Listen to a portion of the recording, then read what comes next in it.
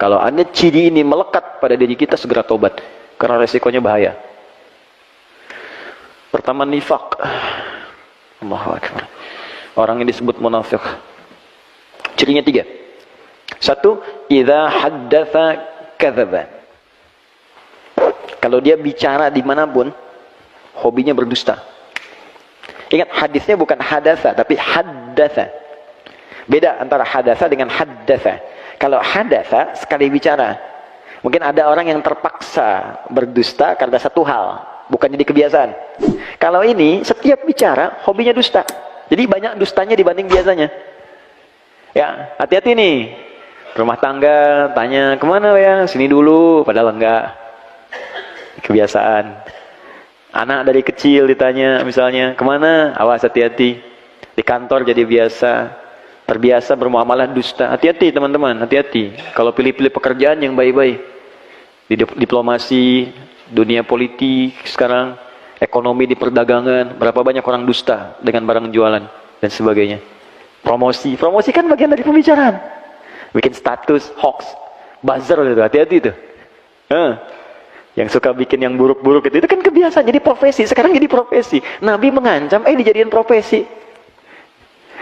Nabi mengancam, jangan, hati-hati ini, kamu bisa jadi munafik, dijadikan profesi, itu bahaya. Itu kalau nggak tobat, makanya kita doakan. Itu kalau malam bangun tuh doakan, ya Allah, jadikan yang orang belum baik jadi baik. Ya Allah, bukakan pintu tobat untuknya, berikan dia hidayah. Ya Allah, aku tahu rahmatmu lebih luas daripada hukumanmu, berikan mereka rahmatmu, berikan kami rahmatmu. Minta. Jadi jangan diperjelek juga, doakanlah. Mungkin ada yang statusnya buruk, ahli maksiat, doakan, mungkin dia jadi orang paling soleh dibanding kita di kemudian hari. Ya, minta sama Allah. Mungkin Anda punya teman-teman, doakan dia. Minta, berikan kebaikan untuknya. Nah, itu 1. Kemudian yang kedua, ciri orang munafik, ini hobi dusta, 1 hobi dusta. Nah, kemudian yang kedua, wa idza wa'ada akhlafa, sering ingkar janji. Sering ingkar janji. Ini luas sekali aspeknya. Ya, bisa di bab bisnis, bisa. Ya, bisa di bab apa saja, termasuk standar kehidupan. Jadi bukan sekali 2 kali, bukan karena kondisi terpaksa, tidak, tapi memang hobinya begitu. Jadi janji itu dianggap enteng untuk diingkari. Besok ketemu ya. Terus gak datang dia. Kamu kemana? Aku udah nunggu. Maaf ya, aku ada pekerjaan misalnya atau apa. Tapi dianggap biasa aja. Nggak ada apa, nggak ada. Bahkan kadang-kadang nggak ada maaf, sudah biasa. Itu hati-hati. 3. Wa idza tu'mina khana. Itu yang paling bahaya. Kalau diamanahi, dia berkhianat. Banyak berkhianat. Khianat.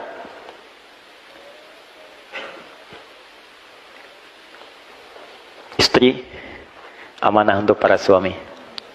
Suami, amanah untuk istri. Amanah dari siapa? Allah. Allah mudah memasangkan Anda dengan perempuan lain. Tapi kenapa istri Anda yang sekarang dipasangkan dengan Anda? Allah mudah memasangkan suami dengan yang lain. Tapi kenapa suami Anda dipasangkan dengan Anda sekarang? Karena Allah yang punya keyakinan dengan itu, Anda menjadi baik. Itu amanah Allah. Makanya kalau suami menginginkan istri salihah, suami support. Tahajud yuk. Sayang pakai kerudung yang baik ya. Sayang kita ngaji besok ya. Istri begitu. Sayang besok kita tahajud bareng ya. Kamu jadi imam doa ya. Aku aminkan di belakang. Support. Itu amanah. Dan satu kali akan ditanya oleh Allah. Akan ditanya. Anak-anak amanah.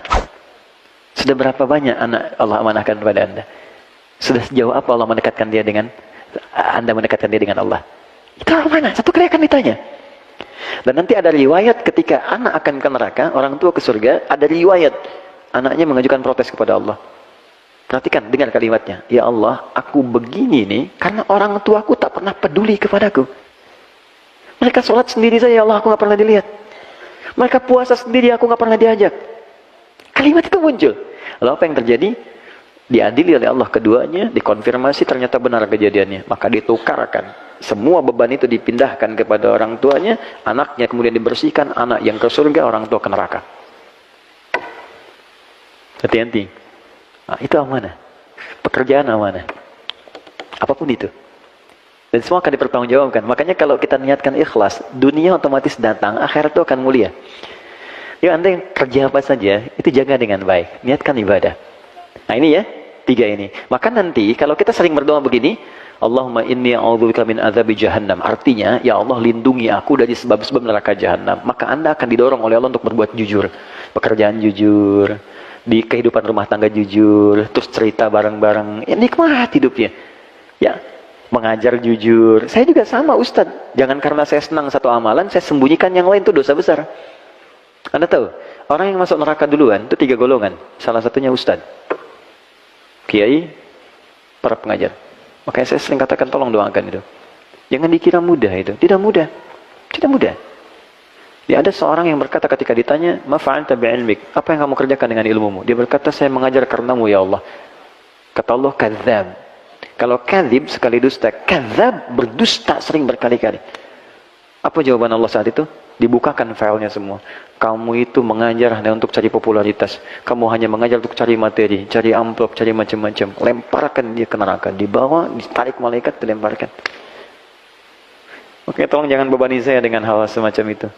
Ya, saya sering katakan di setiap tempat, saya tidak pernah memasang apapun untuk urusan dunia. Saya transaksi saya dengan akhirat, bukan dengan dunia. Dapat yang saya bisa, saya akan usahakan sendiri. Kalau saya belum punya kemampuan, kita berbagi. Itu yang saya pegang. Sampai saat ini. Alhamdulillah Allah cukupkan. Saya dari kepala sampai ujung kaki nggak pernah beli sampai hari ini. Demi Allah saya katakan, ini peci, kacamata, belum satu rusak sudah datang yang lain. Ini baju dikasih. Hampir saya copot tadi buat Mas Dude. Nanti habis selesai saya copot. Ya. Baik. Ini celana sama, jam sama, hampir semua, hampir sampai saat ini. Siapa yang kasih? Allah. Dan saya nggak pernah minta apapun. Tunjukkan pada saya di mana saya ceramah, saya minta tarif, minta amplop. Semua saya datang. Dan berusaha, karena kita nggak tahu di titik mana kita bisa gagal. Popularitas dan sebagainya. Itu yang paling berbahaya. Yang kedua, orang kaya yang mengaku sering dermawan, sering nyumbang. Dia mengaku karena Allah. Tapi kata Allah, bohong. Ternyata kamu pengen dipuji aja. Disebut orang kaya yang suka ngasih, pemberi dan sebagainya. Ketiga, mujahid fisabilillah. Dia mengatakan karena Allah. Kata Allah, bohong. Kamu disebut tuh karena yang disebut sebagai orang hebat aja. Perang dan sebagainya. Nah, maka hati-hati. Nanti setiap kita berdoa ini, ya Allah lindungi aku dari neraka jahanam, maka artinya Anda akan dijaga oleh Allah supaya jujur dalam kehidupan. Kemudian kalau berjanji bisa menepati dan tidak khianat dalam kehidupan. Ini poinnya.